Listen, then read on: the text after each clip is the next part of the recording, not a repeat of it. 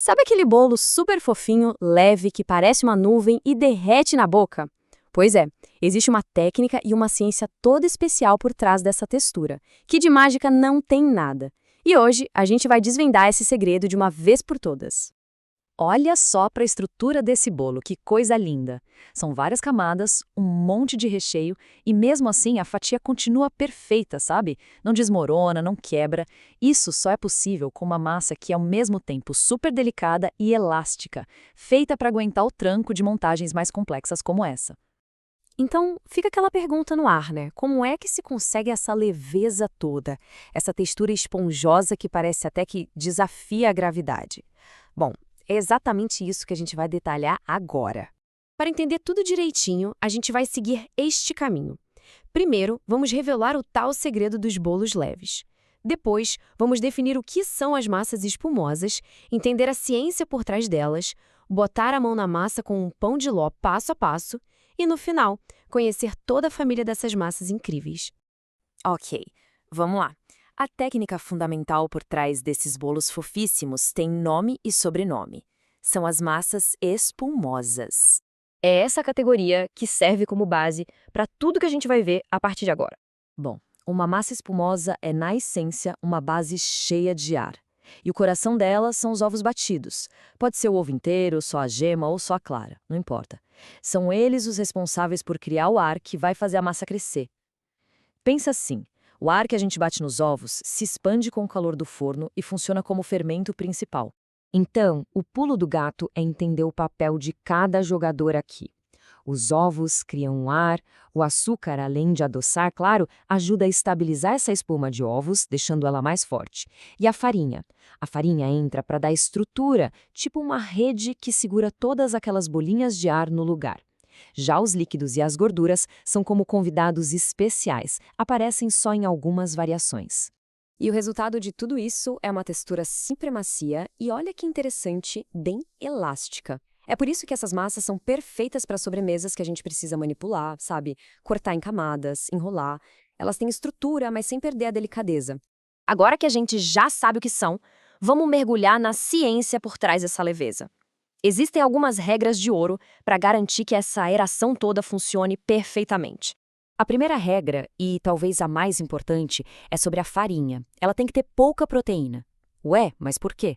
Simples. A proteína na farinha de trigo é o que forma o glúten. E muito glúten deixa o bolo denso, borrachudo, tudo que a gente não quer. Por isso, a escolha certa é aquela farinha específica para a confeitaria, também conhecida como cake flour. Ela tem a quantidade exata de proteína para dar estrutura, mas sem pesar a mão e estragar a maciez do miolo. A segunda regra de ouro tem a ver com a gordura. Manteiga, óleo. A gordura enfraquece as redes de glúten. Isso pode até deixar o bolo mais macio e saboroso, mas, por outro lado, também o torna mais frágil, com mais chance de quebrar. É um equilíbrio bem delicado. E o rocambole é o exemplo perfeito de quando é melhor fugir da gordura. Para conseguir enrolar a massa sem que ela rache inteira, a gente precisa de elasticidade máxima. Por isso que a maioria das receitas de rocambole não leva gordura, para preservar toda a força da estrutura do glúten. Faz todo sentido, né? Certo, já passamos pela teoria, entendemos os porquês. Agora, vamos ver como tudo isso funciona na prática. E para isso, não tem exemplo melhor que o nosso clássico pão de ló. Aqui estão os ingredientes. Repara só na proporção entre ovos, açúcar e farinha, são aqueles 3 pilares que a gente falou. Aqui a gente tem também um pouquinho de fermento químico para dar uma forcinha extra e água para umedecer. O processo todo começa com a parte mais crucial, criar o ar. Primeiro, as claras são batidas sozinhas na batedeira até formar aqueles picos firmes. Isso cria a base da nossa aeração. Depois entram as gemas e o açúcar, e aí a gente bate até a mistura ficar bem grossa e brilhante. Isso garante que a espuma de ovos fique super estável. Agora, pessoal, vem a parte mais delicada do processo. Todo aquele ar que a gente colocou com tanto carinho na batedeira pode ir embora em segundos.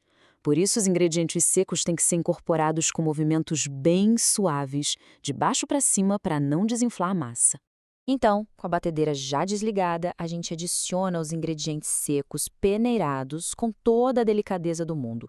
A água entra por último, também com cuidado, aí é só despejar na forma e levar para o forno pré-aquecido para assar. E aqui vai uma dica de profissional, o verdadeiro pulo do gato. Forre só o fundo da forma com papel manteiga. não unte as laterais. Por quê?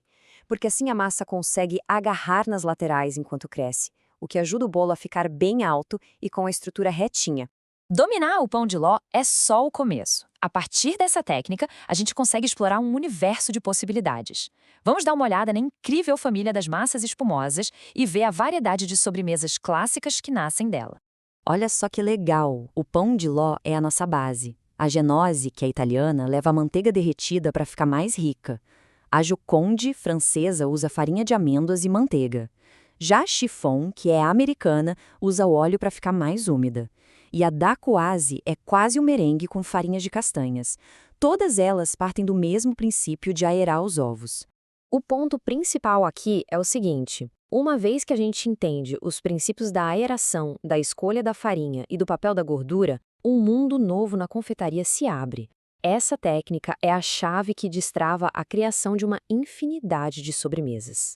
E agora que o segredo foi revelado, desde a ciência dos ingredientes até a técnica do passo a passo, fica a inspiração. Com todo esse conhecimento em mãos, a pergunta que fica é: o que dá para criar a partir daqui?